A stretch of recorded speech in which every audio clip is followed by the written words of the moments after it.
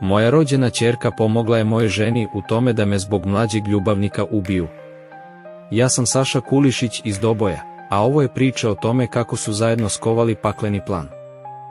Svaki član moje porodice imao je svoju mračnu ulogu u ovom gnusnom zločinu. Andreja i ja smo bili u braku i zajedno smo imali 2 predivne dece. Ali nešto nije bilo u redu. Otkrio sam da me vara sa jednim 19-godišnjim klincem, što mi je slomilo srce, i osjećao sam se izdan i povređen.